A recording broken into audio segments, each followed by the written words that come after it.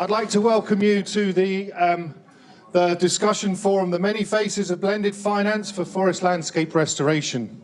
As an introduction, it was extremely interesting to hear the panelists at the beginning with Laura Tuck's reference to the bond challenge as a means for implementation and delivery of the Sustainable Development Goals, and how can we mobilize finance for that. And one of the things that we've been looking at and challenging ourselves is what is the role of different types of finance? What is the blended finance that we need? And again, there was a lot of reference about how the private and public sector finance work together. Some examples being, what's the stitching? How do we stitch it together? How do we come together to design things? And not everything is private sector investment. We need to look at different options and how we work together. So I'm delighted to have you all here today, and also delighted to have 5 panelists from a great range of different sectors and different roles and responsibilities. First of all, we have Lina Pohl, who's the current Minister of Environment and Natural Resources at El Salvador, and has been a great champion of driving the bond challenge and forest landscape restoration globally. We have Karin Kemper, the Senior Director for Natural Resources of the Global Practice at the World Bank, and an economist, and has published work on water, natural resources, and the environment. And we have Leslie Weldon, Deputy Chief for National Forest Systems with the National USDA Forest Service, and with 36 years experience in the Forest Service, and working on managing 193 million acres of national forests and grasslands. We have Gustavo Fonseca, who's the Director of Programs at the Global Environmental Facility, and was the first Executive Director for Applied Biodiversity before becoming Chief Conservation and Science Officer of Conservation International. And then we have Ana Tejera Arando from the technical staff of the Oaxaca State Coffee Producers Coordinator. So thank you very much, and it's a great panel to have a lot of interesting and different perspectives. So what we're going to do for the panel today is ask a few questions, and then we're going to go to interactiveness and bring you all involved with the Slido.com, where we have some, David will introduce you to some cutting edge technology to get your participation and involvement in this section. And then we can also get back to the panel for responses and questions from yourselves. So first of all, I'd like to start with Lina and ask you some questions about El Salvador and your role that you've taken in driving El Salvador. Lina will be helped with translation from Spanish into English. But Lina, supporting El Salvador and your commitment to FLR, how have you made El Salvador investment ready to drive forward forest landscape restoration, bringing together both public and private sector? It's very rare that we think, and of course we don't need to think, because we just need hopes. So we try to start our work in El Salvador, try to do the opposite, to think. I mean, we need to, as Jennifer said before, we need to convince the other that the country needs to restore. Because nobody in my country believes that the country should be restored, or we need to start a restoration program. They want to do infrastructure or streets or highways or so on. But nobody believes that. But not everybody thinks that they have to restore the country, because we are in the most vulnerable hotspot in the world. I mean, we are in Istmo. You say Istmo? Istmo, yeah. Yeah, we are in Istmo. We are hit by hurricanes from the Atlantic Ocean and from the Atlantic Ocean and the Pacific Ocean. So we are a very vulnerable country and all the region is very vulnerable. So we need to restore not only because we want to do it, but because we need to do it. It's a matter of life. I mean, it's because of the risk and so on. So is because you don't understand my English? It's perfectly okay. It's not the... Test. It's not the issue. Okay. So we start to think about what we should do in my country. First of all, we design a comprehensive national restoration program, adopting the ecosystem-based adaptation approach. Really? I'm going to finish. At landscape level, with synergic intervention among biodiversity conservation, combat land degradation, and climate change adaptation. 3 components: restore our critical ecosystem through socially inclusive process, restore highlight degraded lands through establish a climate resilient agriculture and biodiversity friendly agroforestry system, and establish synergic integration of physical and natural infrastructure. We apply a methodology. Actually, we have a puzzle, like a puzzle, with different pieces of this puzzle. I'm a little mad with this family because every meeting that I attended, it's a lot of piece in my puzzle. So I need to come back to my country and to think about what I'm hearing here and to put another piece in my puzzle. So we apply a methodology to identify priority sites reforestation. And our view about to identify this priority is not about 6 criteria about where is the biodiversity that we need to protect and about the risks that we need to prevent, about the agriculture and the food security and water. That is a big issue in my country because we are out of water right now. And about the wood, the leña, wood, about the wood and the needs of the people in my country, and also about the biodiversity, that we have a lot of biodiversity in our country. But we use that criteria, but also we use the criteria that what are the main actives in my country that we need to protect. And not only because we need to protect, but also we need to engage another actors in my country that they are interested in these actives. And these are not only national active like puertos, harbors, and hydroelectrical plants, and also water supply plants, potabilization plants. But also private actives that they need to protect. Because as the people say in the panel before, we need to engage the others, but they need to understand why the restoration is important for them. The most difficult things for us is that to show that if you restore the landscapes in my country, you restore ecosystem services.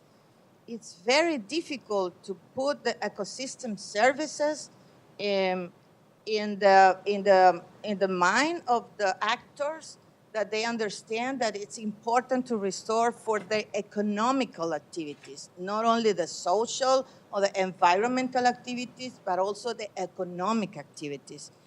So now we know where we must restore, why we must restore, what kind of ecosystems services we need to recover, how we should restore. We have 49 techniques of restoration in my country that are proven territory.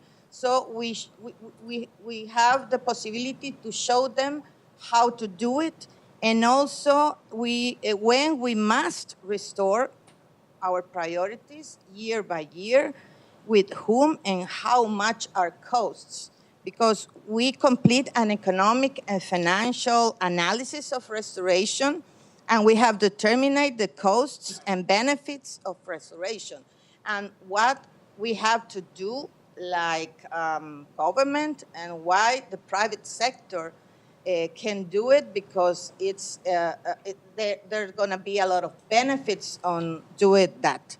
We determine also the global and local environmental benefits and impacts of the restoration activities: carbon storage, biodiversity conservation, build resilience and adaptation to climate change.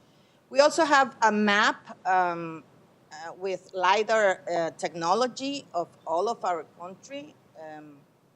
Frontera tras frontera, wall to wall, from border to the other border. Of course, you can say my country is very small.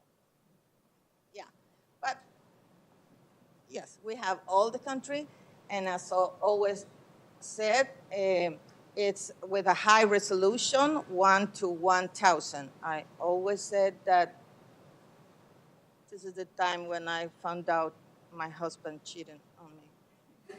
Yes, because I saw him. Not really, really.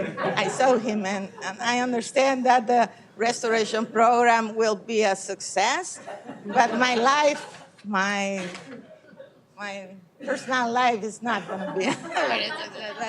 You know, this is what happens when you make this kind of commitments. So we have also established a national fund, a national financial mechanism for restoration. We have a fund. It's named Debt for Nature's What. That's what started this fund, FIAS. It's an organization that specializes in the paperwork, management, and investment of financial resources destined to this program of restoration. We also have a tree seed center now, because we need to restore with our local species, our local seeds. So we established also a national and local governance.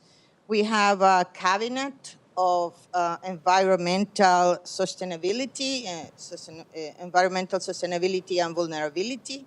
And the president, it's clever. He decided that I should lead this cabinet.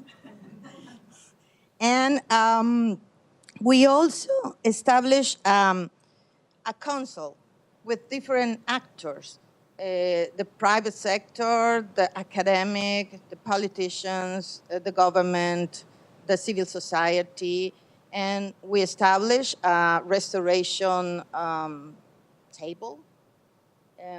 We discussed every part of our program, and we implemented our program. What's the main problem for us? We are not convinced everyone in my country that restoration is the solution.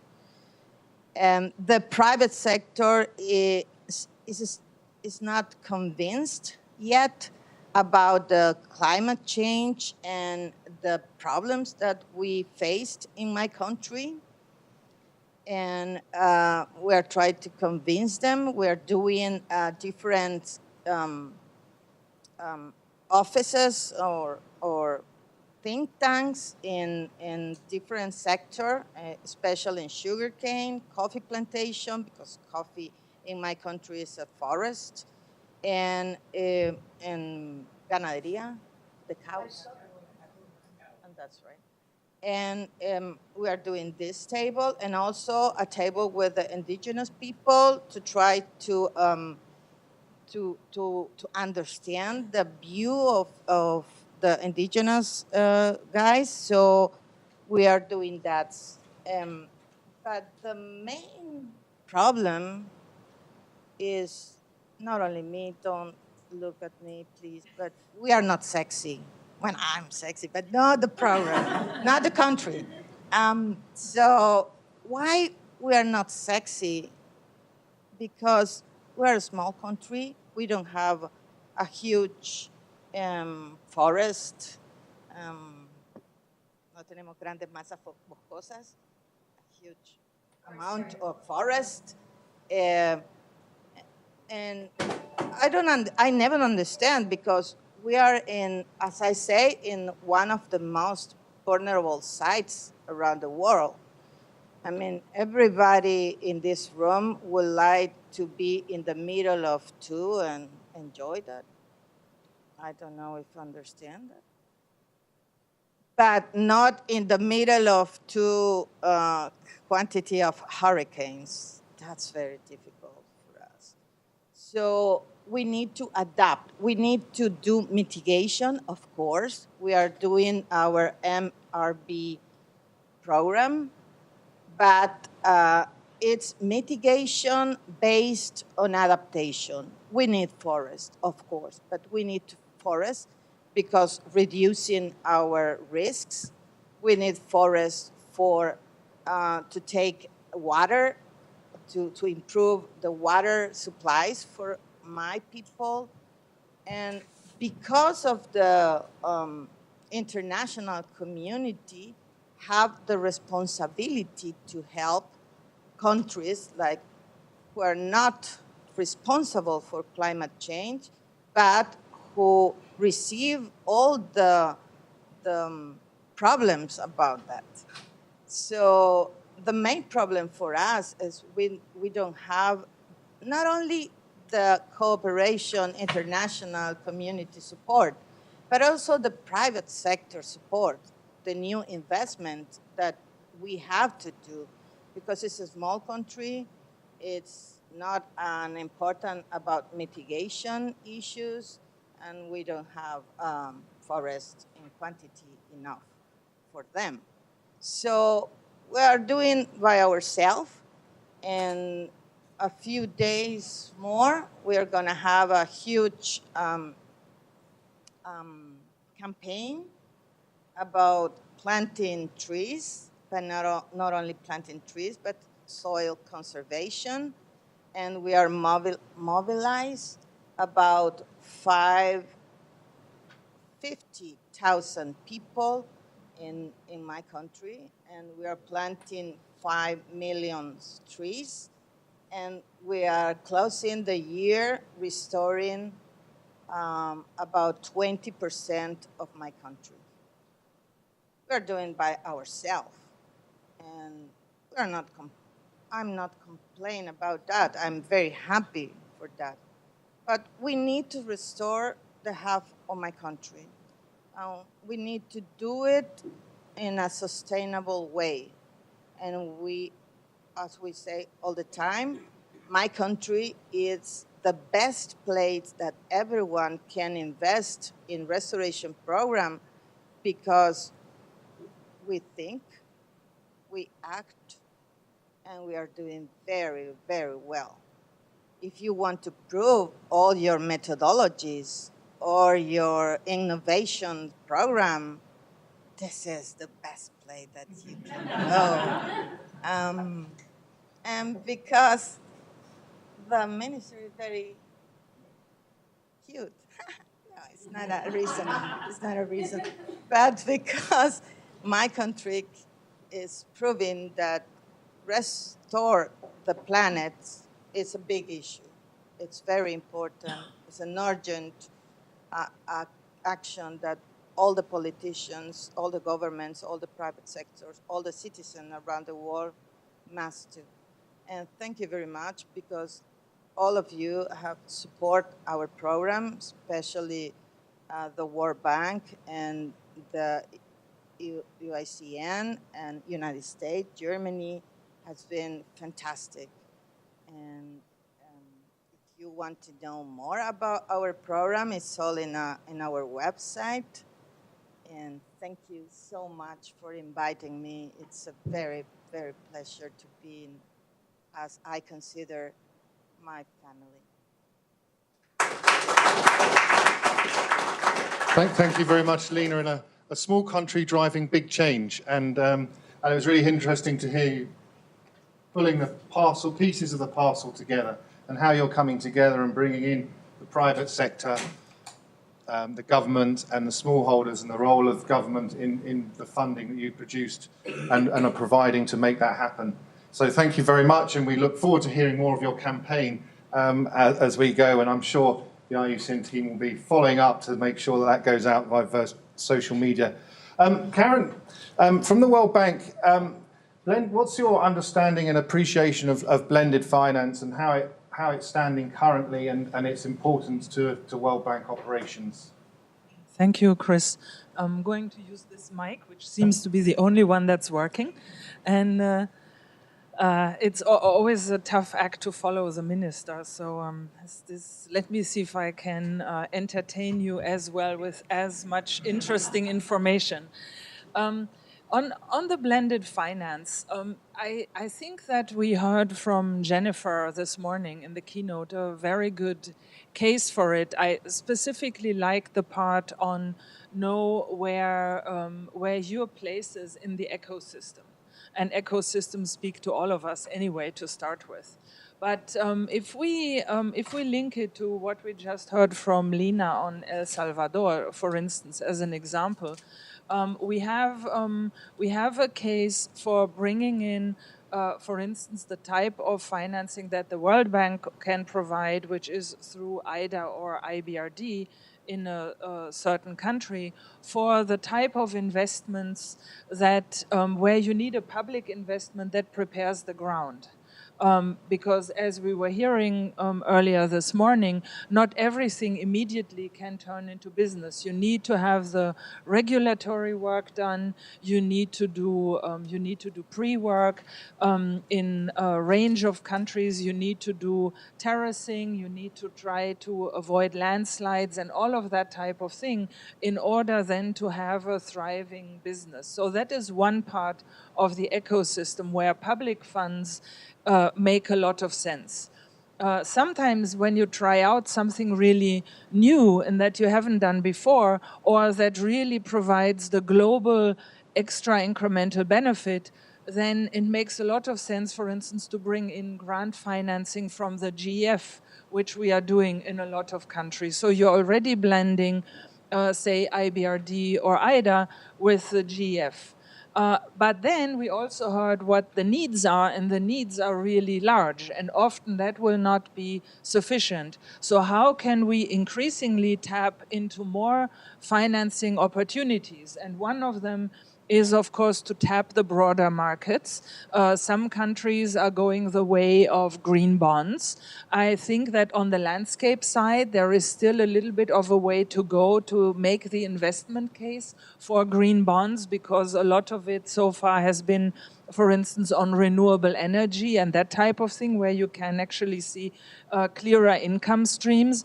But certainly that is a possibility of testing the markets and bringing in additional finance to governments when they want to be able to invest in landscape restoration. You can look at a blending with, for instance, payment for environmental services and certain funds that you can create through that.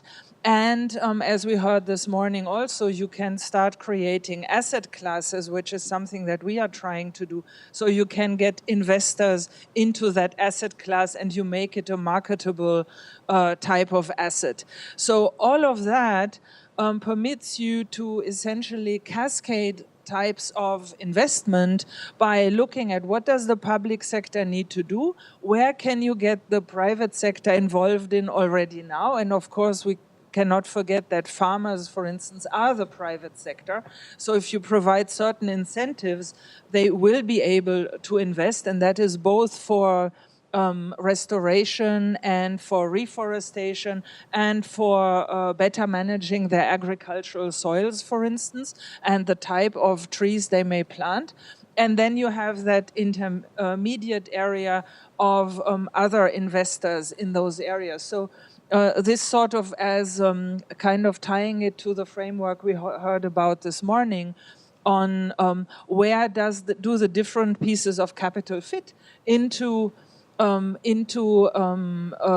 this ecosystem, and what does blended finance mean? It really means to go to the highest potential of the type of capital that we have available on the one hand, and that we still need to attract on the other hand. And I will leave it for the next panelist to speak, because I know we'll keep going. Thank you very much, and highlighting the complexity, not just of the financing, but of the needs. And also for bringing in the different types of private sector. Quite often we look at large commodity chains, but to bring in the small holders is critical in delivering some of these restoration strategies. So Leslie, 15 million hectares as the ambitious goal set by the US as a contribution to the bond challenge. What approaches is the US Forest Service using to finance the delivery of that goal? Great. Thank you very much, Chris. This panel has been very interesting to listen to, and I look forward to hearing our other presenters as well. Can you hear in the back? Okay, great. So I know our time is short here, so what I wanted to do was just to give a bit of a context for this restoration work that we take on here in the U.S., and a couple of examples of tried and true ways that we've been pursuing financing, and then some new things that are developing for us. So here in the U.S., those of you who are familiar know that the forest estate here is the fourth largest in the world, and it includes many different ownerships. The federal estate itself is 193 million acres, but if you add in other private land, private forests that are in urban areas, in states, communities, tribes, that comes to over 700 million acres overall. The condition of that estate is generally good, but there are some market challenges, and a lot of those market challenges occur on the federal portion of that. We have conditions where, due to past management and because the climate's changing, we have places where we're having severe drought causing tree die-off. We have areas of wildfire which are growing larger and larger that result in places that after the fire we have a strong need to restore, whether it's for the watersheds, the road systems, reforestation. And then a lot of the work that we're focusing on is in anticipation of large disturbances that will come. For example, the wildfires that will continue to come, but also insect and disease outbreaks which are getting more severe as some of our portions of forest lands, especially in the West, are getting drier and drier. California is an example of that, where due to drought, we're having severe tree die-off. Colorado and the Northern Rockies, because of the intense ingrowth of trees, we have very severe problems with insect and disease outbreaks, especially in those So a lot of our work is really focused on reducing forest density, restoring the resiliency of these forests, and everything that comes with it. Clean water, biological diversity, as Lina was saying as well, but also opportunities for the public to enjoy those lands. The highest use of these forest lands is actually from a recreation standpoint, which contributes close to $20 billion a year just on a national forest land for activities, and then the extended community support and stability that comes from forest-related jobs, which includes recreation. So our work over the last number of years has focused on how do we stabilize our approach to working on very large landscapes and working across boundaries. So it's not just the national forest land, but also the neighboring lands. Many of times are forested. How do we work with the entities that own lands adjacent to us? So when we do large landscape restoration work, we're taking as much into consideration as possible. In 2010, one of the breakout opportunities that came along was through a program that was funded as part of the appropriations bill in 2009 called the Collaborative Forest Landscape Restoration Program. And that enabled us to commit 10 years of funding through a special federal fund to create 23 landscapes where, based on strong community collaboration and support, we were able to identify suites of work. Some of them range from, costing approximately $1 million a year, matched with some other funds, to $4 million a year. So if you spread that over 10 years, it's quite a commitment. And what we wanted to do was anchor in the commitment to landscapes needing help, knowing that that would result in strong rallying and connection and commitment with the communities for the outcomes that would flow from that, whether it's reduced hazard from wildfire, creating jobs that are related to the forest thinning and reforestation and watershed restoration work that would occur, and then supporting the local economies, many of which are dependent on recreation opportunities. So people want to preserve the ability to enjoy that. What we learned as we went along with that was there's a huge payoff from that stability, to the point where we know we want to extend this act into the future, and it comes up for reauthorization next year. So between these defined landscapes, the Forest Service was able to make that investment. By the end of it, it will be $400 million. That was in turn matched by almost that same amount with other funds that flowed from the private landowners and from many other entities on those public lands to support the work that needed to be done. So that's that model of a long-term anchoring of commitment to a landscape with defined outcomes that are supported by a community that enabled others to say this is worth us investing in and leveraging the federal dollar to get additional work done. So that's been our most recent and steady successful outing. We're also experiencing some things that have been as a result of some of the large wildfires. In, I think it was 2008 or 2009, we had very large wildfires that occurred adjacent to the community of Denver in the Denver watershed, serving, millions and millions of people. And the communities there took on an interesting model for conservation finance where the local government, along with the local utility, made a move to tap into the people that are receiving water and services to add a charge onto all of their bills. And that was specifically identified to help restore the upper watershed and preserve the ability for water delivery within their communities into the future. So they took on some restoration work after fires, and then also looked at other portions of their watersheds that had not been affected by wildfire and did the preventative work, basically protecting the green infrastructure compared to the, many times magnitude funds that would take to recover after the next wildfire would happen. So this cost share partnership with Denver Water and the Forest Service helped to accelerate the restoration treatments on both public and private lands. And the Forest Service committed about $16.5 million and was able to match or exceed that under a partnership agreement from Denver Water. So it was really looking at doubling or even more than that, the investments that were able to be made. The benefit around that is that the customers are able to directly see the benefit and to learn about what the trade-off is.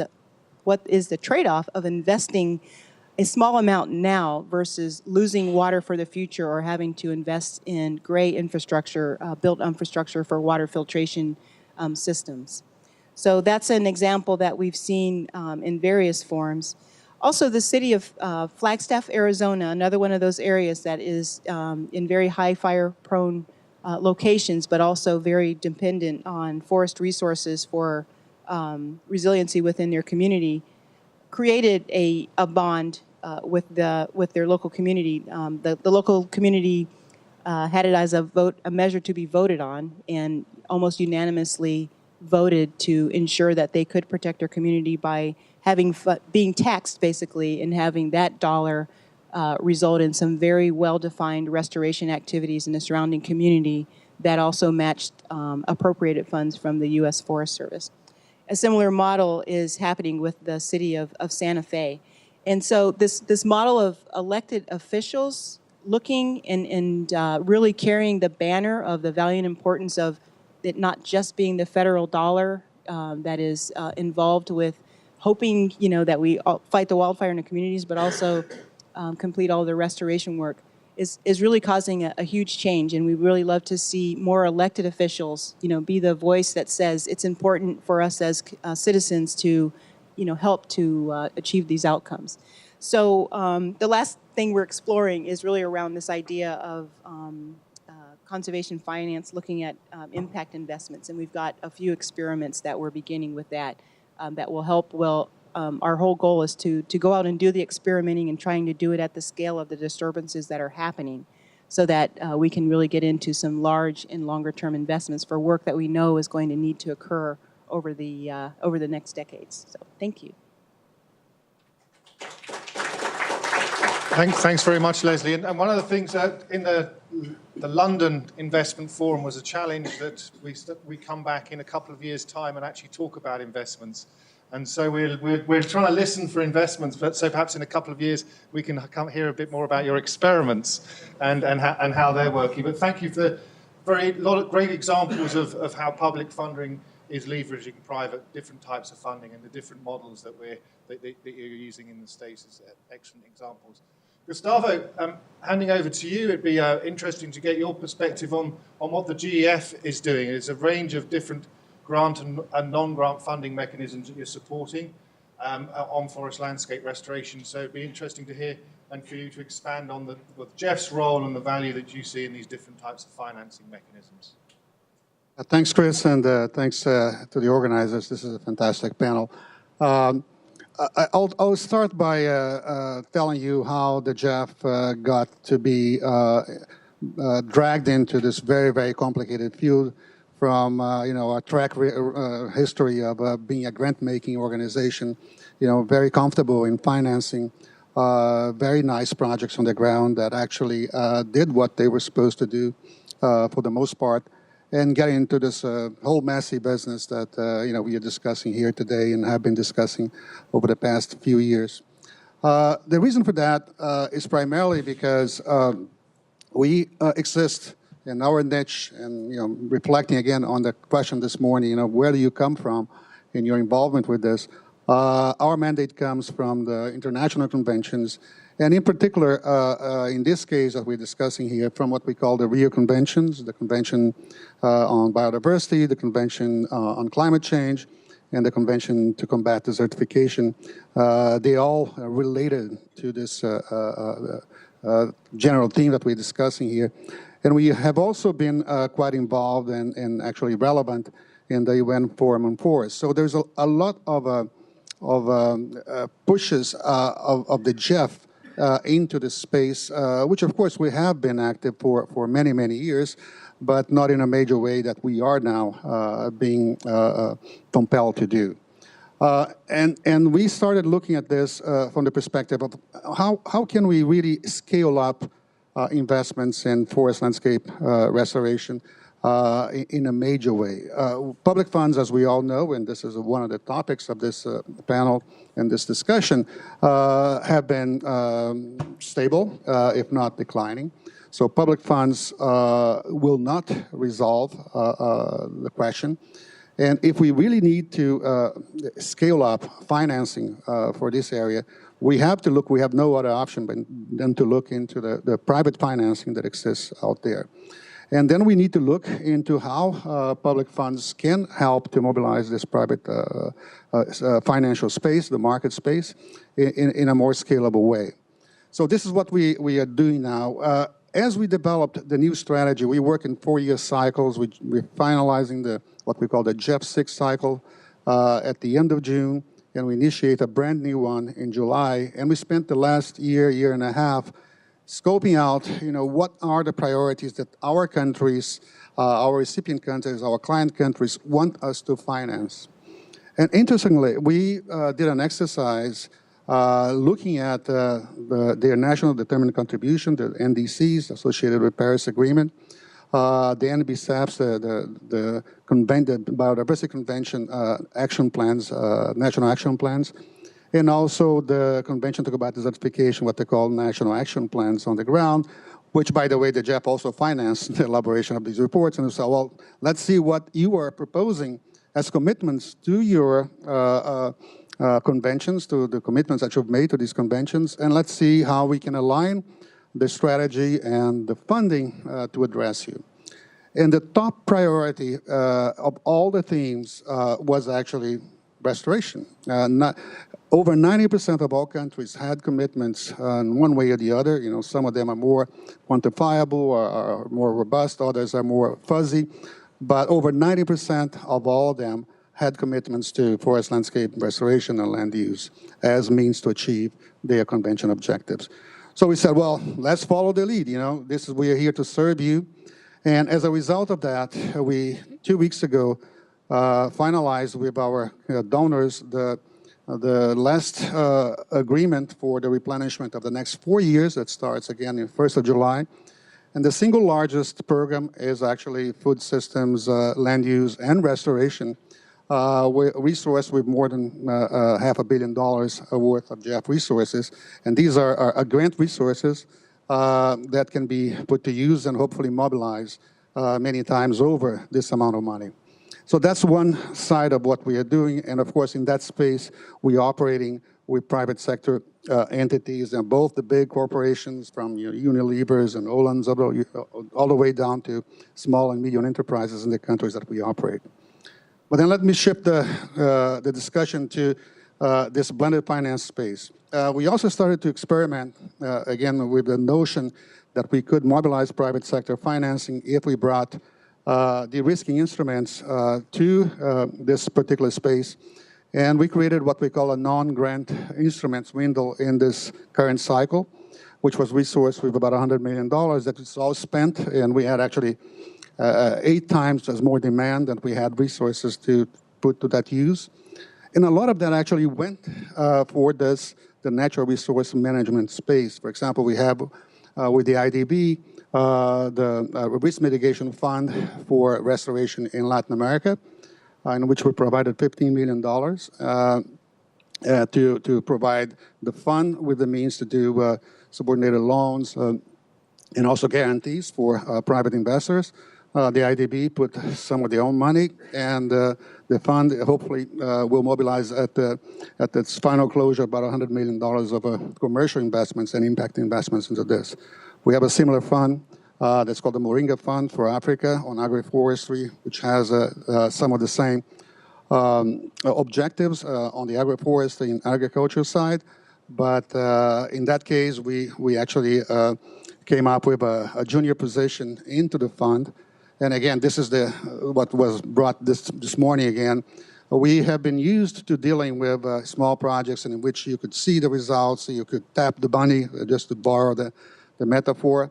But you know, at the end of the day, these projects are, for a large degree, one of a kind. They are what's been called unicorns, and what we really need is to make these unicorns into herds of donkeys and make them really boring and what in the market you'd say vanilla type investments. And that brings me to the last point that I would like to make, which is another project that we have approved just last November with the Coalition for Private Investment in Conservation. The IUCN is very involved in this, as is Credit Suisse, the Nature Conservancy, and the members of the coalition. And the work that's been done there is to develop a series of blueprints that can accelerate the development of new asset classes that the market can better understand, that can be aggregated because the big investors that we need to bring to the table, they're not interested in individual projects that they don't understand the logic. They want to invest in larger funds. They want to invest in vehicles that they trust. And in order to do that, you need these kinds of instruments and these kinds of players. So we hope that will accelerate the the money that we brought to that partnership, along with Rockefeller Foundation, can accelerate the development of these blueprints and also put some of them to the test of the market and improve over time. So in other words, we are in a very messy terrain now, and we left our comfortable zone. It's not an easy discussion, even within our own governing body. There are those donor countries that say, well, this is the way to go. You need to innovate. You need to unlock private sector resources. Others, say, well, keep doing what you're doing. There's nothing wrong with that. But we have no other option because what the world is telling us is that at this space, we're going to lose the battle for the global environment with consequences both social, economic, and environmental. And that's not something that we can tolerate. Being who we are the Global Environment Facility. Our goal is to protect the global commons. And without really taking the challenge to that scale, it's going to be really difficult to fulfill our mission. Thank you. Thank you very much, Gustavo, and really interesting the challenge, how you're presenting the challenge of just public funding, but the different types of private sector support to the commodity supply chains, but then also the impact investment and how things like Moringa Fund and CPIC are driving, the GEF are supporting those models. So they become multiple kinds and not just one of a kind and specific examples. So that's great. So Anna, you've had the privilege of hearing actually 2 or 3 of the panelists talk about smallholders and the role of smallholders in delivering restoration. So based on your experiences with the coffee producers in Mexico, what do you see as the opportunities and the challenges of smallholders being central to delivering restoration on the ground? Bueno, muchas gracias a todos. Voy a hablar en español, pero tengo un muy buen traductor. Yo vengo de Oaxaca, México, del estado con mayor biodiversidad de México, y voy a presentar el caso de una organización de productores de café de Oaxaca, que es la Coordinadora Estatal de Productores de Café de Oaxaca. Full disclosure, I'm no professional translator. So let me introduce Ana Tejero Arando, who is coming from the state of Oaxaca in Mexico, representing the Oaxaca State Coffee Producers Coordinator. Bueno, la CEPCO tiene aproximadamente 4,000 socios, de los cuales 40% son mujeres. Son pequeños productores de café orgánico certificado y del comercio justo. There are 4,000 members within CEPCO. Of those, 40% are women, and they all produce organic coffee. Esta organización ha sido pionera en buscar nichos de mercado diferenciados, como es el mercado del café orgánico, del café del mercado justo y café de pequeños productores. Asimismo, ha creado sus propios mecanismos financieros para comercializar directamente a través del comercio justo. So this organization has been pioneering in finding alternative niche markets for this coffee, like organic coffee, fair trade coffee, and financial mechanisms to be able to access to these markets. Actualmente esta organización comercializa también en mercados de especialidad, haciendo alianzas público-privadas, como la que voy a explicar en un momento, con una empresa que se llama Equal Exchange, en la cual pagan un precio mejor incluso al de la bolsa de valores. Como ustedes saben, el café es un commodity y hay una alta volatilidad de los precios. So this organization also gives the opportunity of accessing into specialty markets and through the creation of public and private partnerships, like the one Anna is going to talk about with the company Equal Exchange. Through that one, they can access a better price than the normal price for coffee, that, as you know, it's a commodity product. Bueno, el café crece bajo sombra diversificada en los ecosistemas más débiles, como son los bosques nublados de montaña, y en los ecotonos de los bosques medios de selvas y pinos y encinos. La producción de café tiene un riesgo ante los escenarios de cambio climático de que desaparezca y que todos estos bosques diversificados se vuelvan simplemente zonas de agricultura de subsistencia. Por eso es muy importante esta alianza que se ha hecho, además de todos los fondos que tenemos con algunos organismos multilaterales. Production of shade coffee in the state of Oaxaca takes place in the most vulnerable environments in the state. It takes place in cloud forest, oak and pine forest, that are high. This production is at risk through climate change, and through these partnerships, resilience can be increased, and this manages this risk into the production. La alianza entre SEPCO y Equal Exchange consiste en restaurar 10,000 hectáreas de bosque donde se produce actualmente el café y poder comprobar que es posible conservar produciendo y producir conservando. The alliance between SEPCO and Equal Exchange aims for the restoration of 10,000 hectares of forest where coffee is being produced, with the aim and the goal of demonstrating that it's possible to produce while restoring and restore through production. Una parte de esta alianza nos paga el precio diferencial, que son $2.40 las 100 libras, cuando actualmente el precio del mercado es de $1.20 las 100 libras.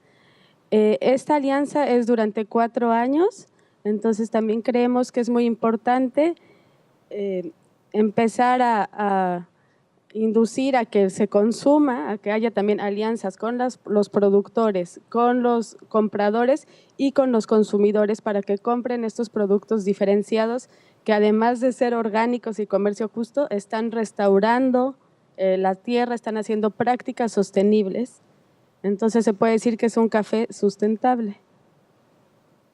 Thanks to this partnership, the coffee obtains a better price of $2.4 for 100 pounds versus the normal trading price that will be half of that, $1.20 for 100 pounds.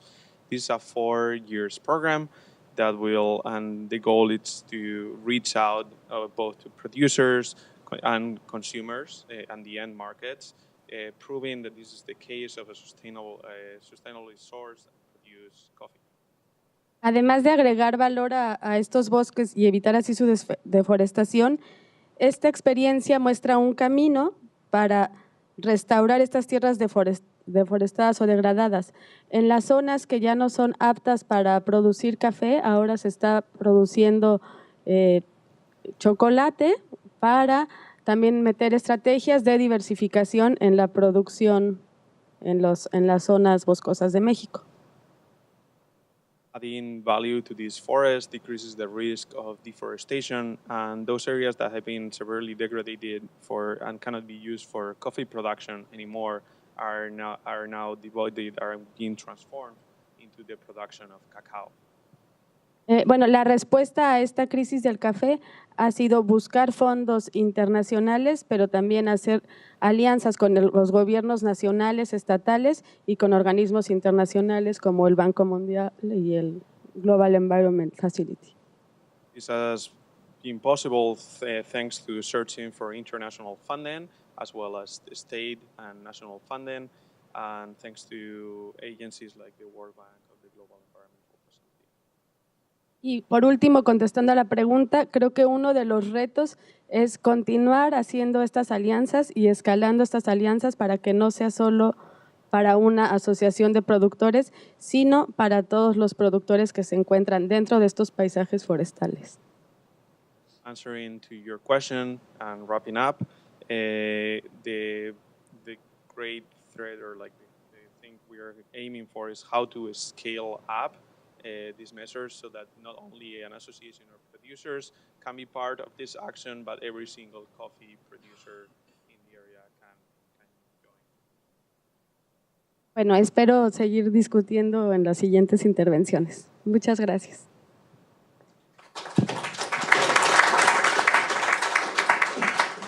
Thank you very much, Anna. And very interesting to hear the power of market forces, the power of the communities in driving increased land value, which improves has conservation outcomes of the forest resource. So, and the role of the central role that smallholders play in that. So thank you very much for your interventions, panel. Please don't go away because we're still going to ask you some more questions. But first of all, we're going to get some responses from you. You've heard everyone talking this morning, but now we're going to get some input from you using modern technology. I think they say on television, don't work with children and animals. I think in this conference we're going to find out if you had a third one, don't use technology. But we're going to try and find out and see if it works. It's been tested before and has worked.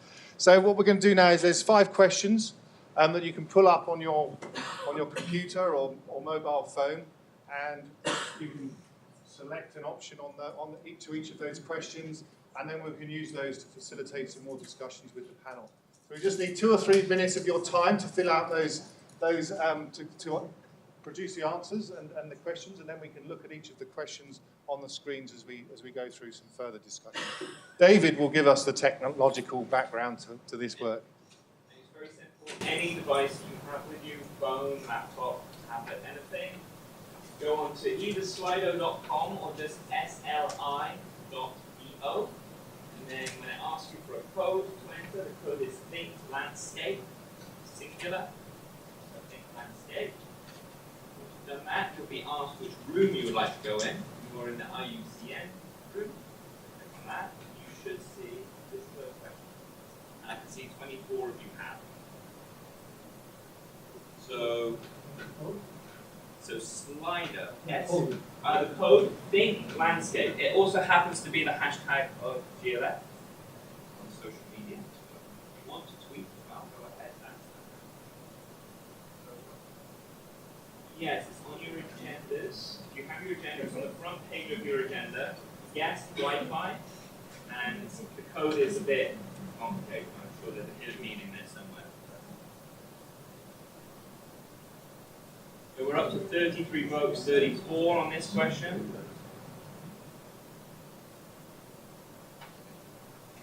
Doing very well. There was 3 votes, so it's working. Yeah. So we have 43 votes. 4, okay. So I know already.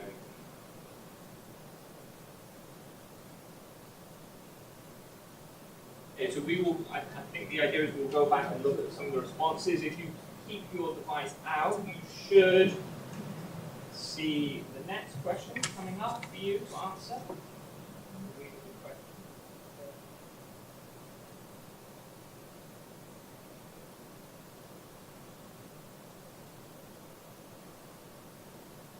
Should be. Some people are seeing it.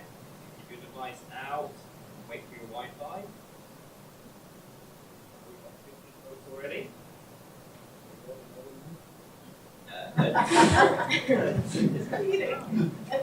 Unfortunately, no. We know. Sure, no.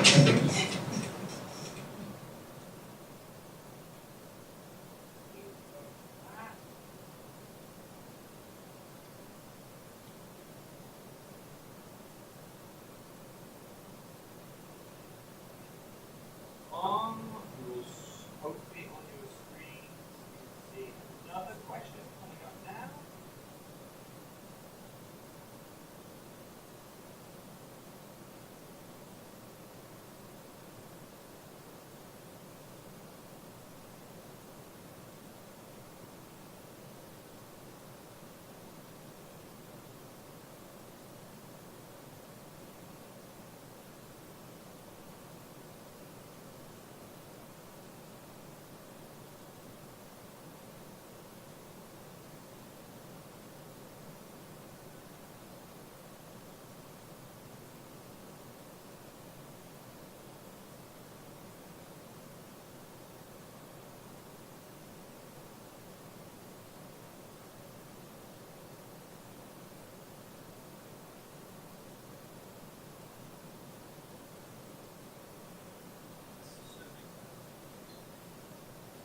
Okay, and now the last question.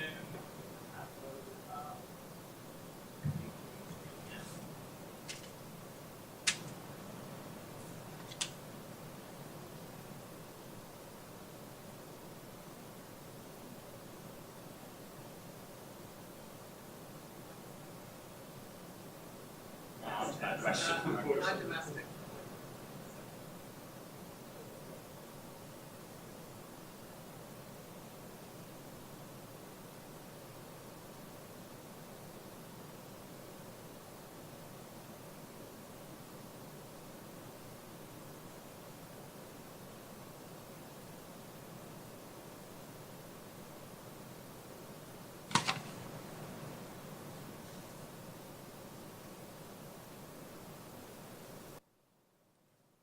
think we've done very well. Thank you very much. Excellent.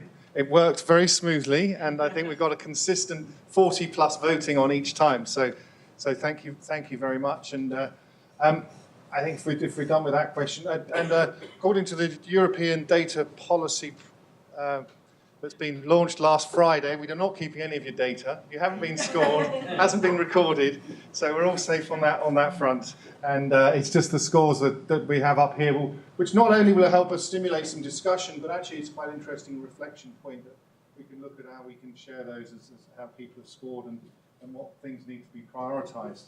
So if we can go back to the first question, and Lina, in your presentation, in your remarks, you talked about people understanding restoration, and how what's the familiarity of restoration, landscape restoration, and how you need to educate more people to bring people on board. And this is the score. 45% of people think that there's only a slight familiarity with restoration. So in El Salvador, what are you doing to challenge that and bring other people on board into the restoration movements they understand? So the next time we vote, we can have not 0% of extremely familiar, but 50% at least who are familiar with restoration. Thank you.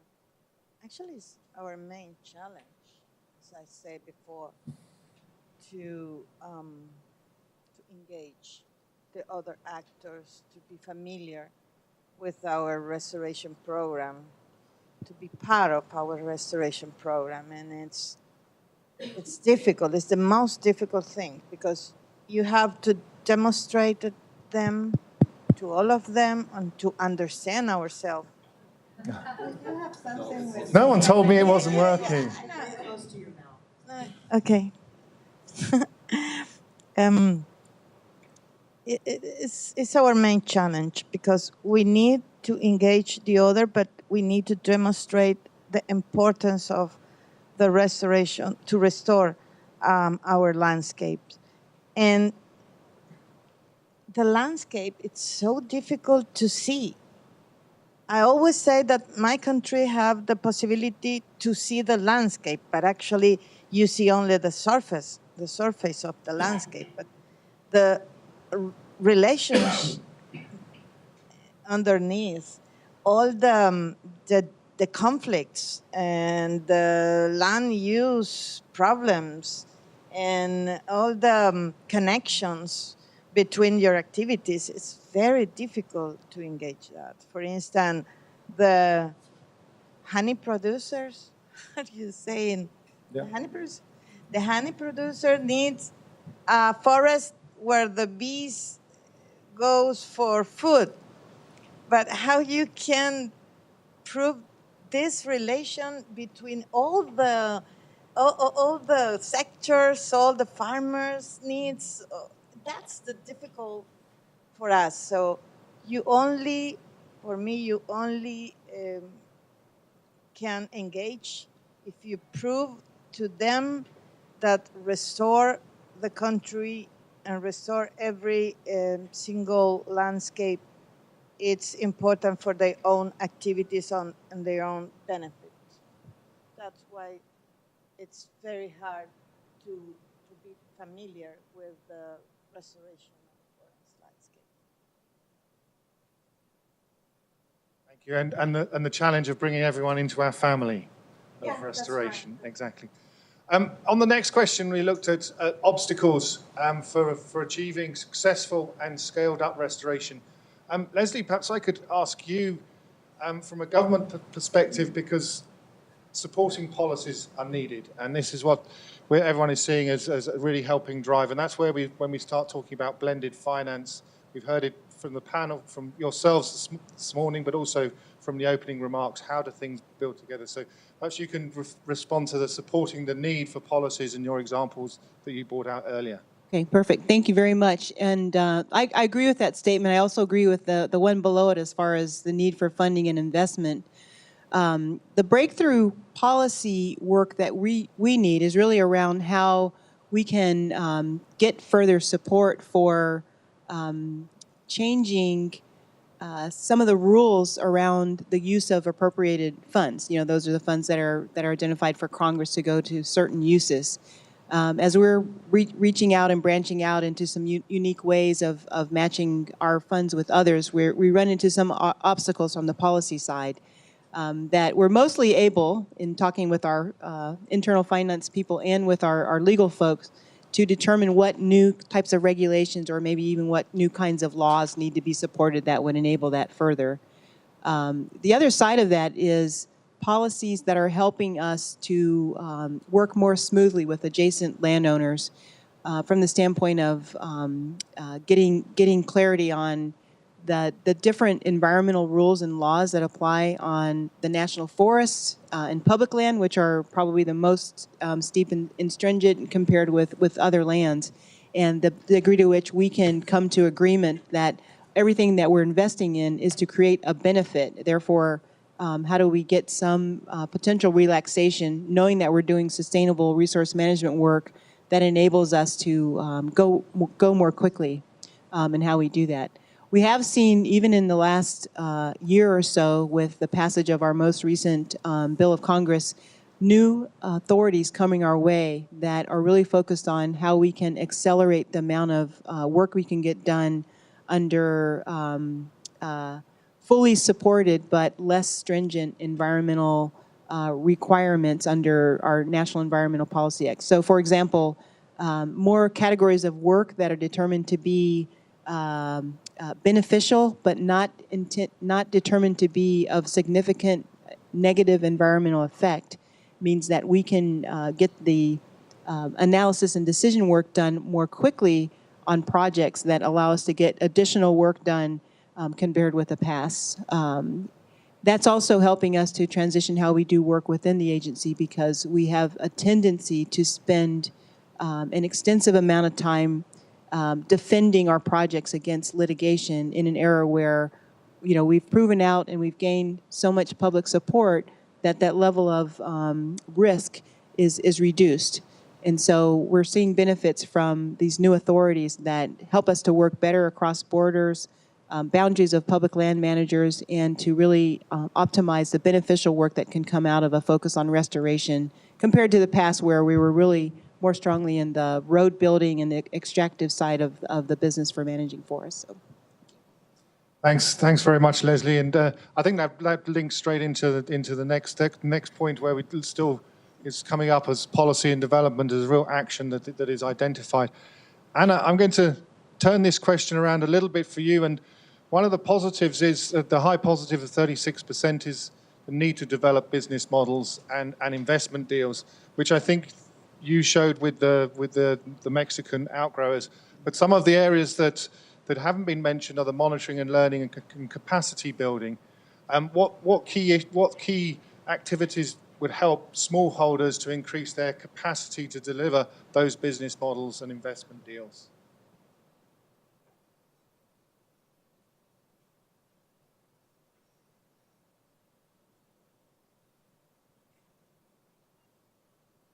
Sí, creo que una de las principales actividades es estar organizados, puede ser en cooperativas, para poder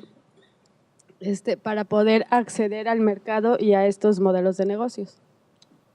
One of the key activities will be that they are organized and they are member of cooperatives that allow them to join these business models. Porque un productor solo puede hacer muchas actividades por restaurar su territorio, pero si no son varios productores organizados, no puede tener como una incidencia. Para poder acceder a estos mercados o a estos negocios y también para poder hacer cambios en la política pública. Por ejemplo, en México, muchas veces la política pública está peleada a la Secretaría de Agricultura, está en contra de la restauración de tierras y en cambio hay algunos organismos como la CONABIO, que es la Comisión Nacional para el Conocimiento de la Biodiversidad, que apoya esa restauración.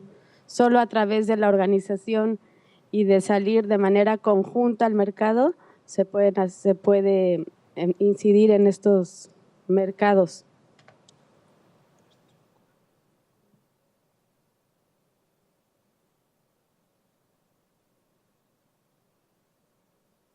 Single producer can do as much as he wants, but he will not have the power of influencing what is happening in the landscape and driving change. And it wouldn't drive change on both the landscape and the policy perspective. For example, in Mexico, we had differentiated views between agencies around like forest landscape restoration. For example, the Ministry of Agriculture doesn't support some of these efforts, while CONABIO, the Biodiversity Agency, does approve and encourage for landscape restoration.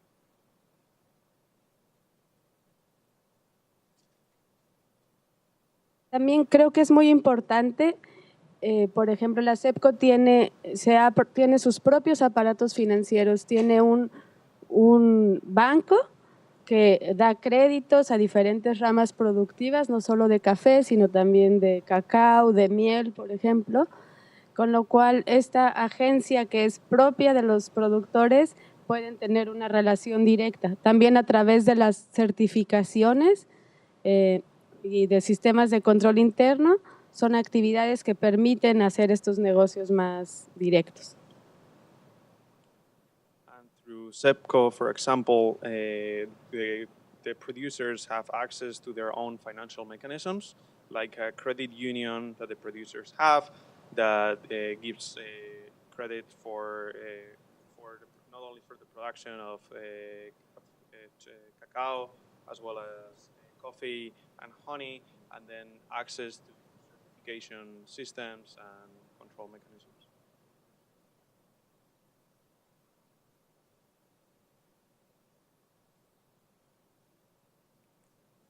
Excellent, thank you, and very interesting to hear when we're talking of scale and smallholders, of actually how you can actually get finance to the smallholders through different credit schemes, and that's how one of the challenges and bottlenecks to moving towards implementation.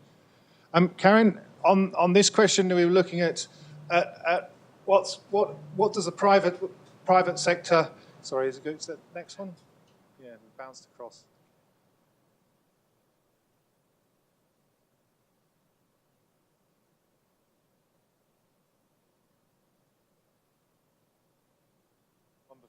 There's one before that on the role of the private sector in investing.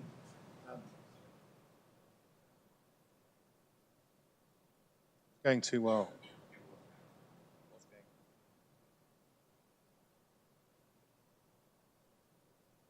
Okay, this question was looking at bottlenecks for actual investment into the public sector, and one of the gaps identified was the need to develop business models and investment deals, very closely aligned with policy development and coordination. So in the World Bank, how is the World Bank supporting the development of these business models and investment deals, and how can the World Bank do more for the future to support that? Okay, so there are two. I mean, there's a range of things that we are doing. As I was mentioning before, and as was touched upon by many in the panel, we need to look at what the enabling environment is for private investors to want to come in. So you need to have the regulations right, you need to get the incentives right, and the entire enabling institutional and legal framework. If you, if it is very easy to deforest, or there are no consequences of not restoring your lands, maybe then you're not interested, and how will you attract anyone to come into it? So one can design things in such a way that is possible.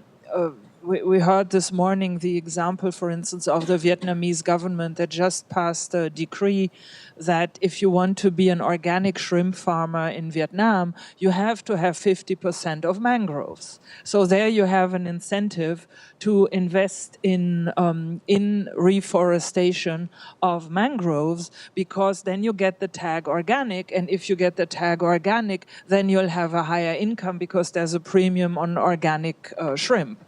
So that is a very important area where we work a lot with governments, both sectoral directly in specific areas in countries, but also through development policy loans, for instance. And then by doing that, we work a lot and increasingly, for instance, with IFC, that's the private sector arm of the bank, to say, okay, so which companies in a certain country would be interested in sustainable reforestation or investments or working with farmers? And that is, for instance, the case in Mozambique, where IFC is working with Portucel, who I think are also here at the forum, for them to work with smallholder farmers on the Miombo woodlands. So we have helped the government put in place the public regulations, and then we help through the IFC for private investors to come in. I would still like to maintain, because I know we are heading towards the end of the panel, that we still need to scale it all up.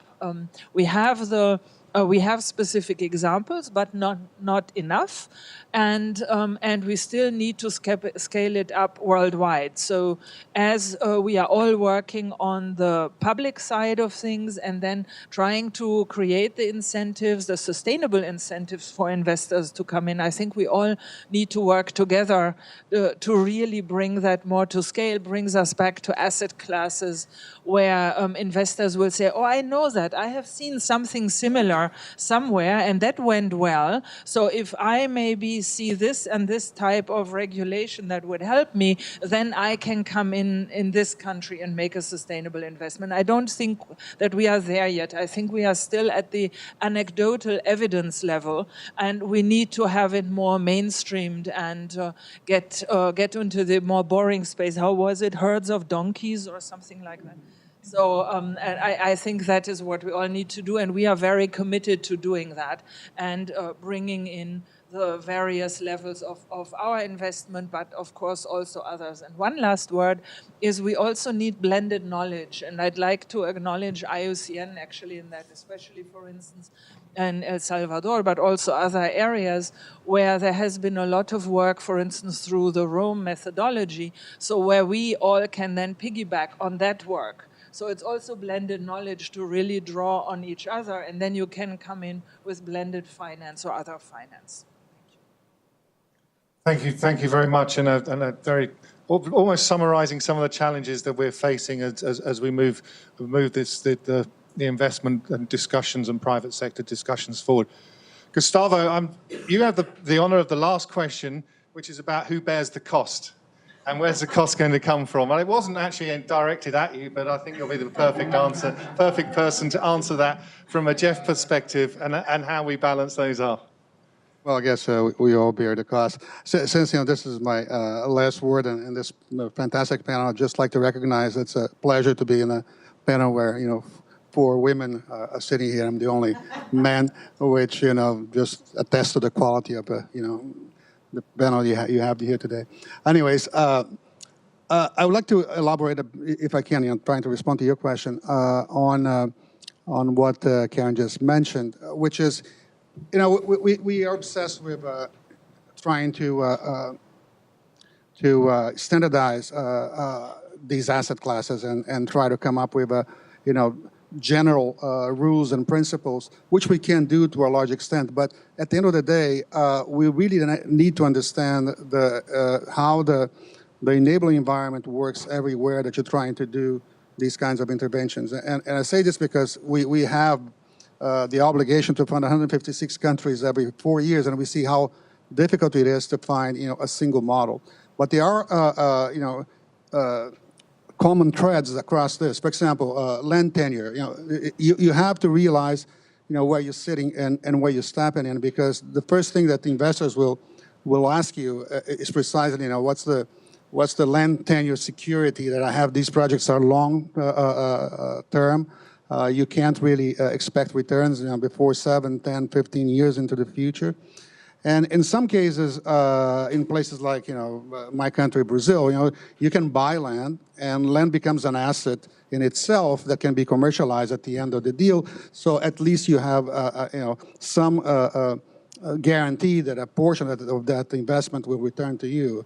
If we try to do a similar concept, let's say on ecosystem restoration in Ejido in Mexico, it's going to be very different, and the types of risks that investors are going to be looking at will be different as well, and they're going to monetize that, and then you have to figure out, what kinds of financial instruments you need to adjust the risk-return profile that you really want to do. So the whole push towards finding these strands of asset classes, within them, we also need to find, the commonalities that will help us to identify and attract private sector financing under different conditions.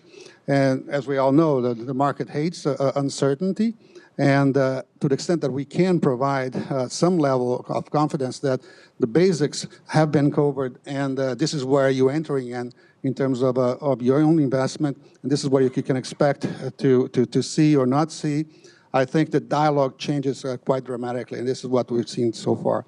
And on the last point, since we are being organized and convened by UCN, one of our first, larger restoration projects is the Restoration Initiative, very ably named, and in which we put $54 million precisely to scope out the elements that I just described here. What are the drivers of opportunities for restoration in different countries? And there are several countries involved in that effort. They're very different, and we hope to learn a lot from that investment that we can use when we have the opportunity to attract more commercial and impact investment into the mix. Thank you. Thank you very much, Gustavo, and thank you to the panel to responding to those questions as we saw the scores coming in. I think in wrapping up, as we need to go now, move on to the next sessions at 12 o'clock, I think actually, Karin and Gustavo, as you finished off there, the thing that really drove home to me there was the blended knowledge. In actual fact, because we know why we want to restore, we know where we want to restore, and we know how we can do that, but we also need then, that's the knowledge that we're taking when we're developing, but then how do we finance that? And I would like to thank the audience for their participation in helping us answer some of those questions. And actually what really jumped out to me as a panel is the examples. Too often we sit here and we talk in generality terms, but we've heard lots of examples of how different types of funding models have enabled restoration on the ground. And those models are the public financing in the policies and the processes and funding to support activities, but also then how that stimulated other investment and public and private sector responses as well. It doesn't have to be direct investment, but it can be responses. And I think that shows the importance of the public funding for public goods, but also in how we invest into commodities and supply chains, and then also into conservation finance and getting conservation returns. So I'd like to thank a wonderful panel for a great breadth of knowledge and experience, and certainly a lot of take-homes for us as an audience. And I'd also like to thank the audience for their participation, and wish you best of luck for the rest of the day. So thank you very much.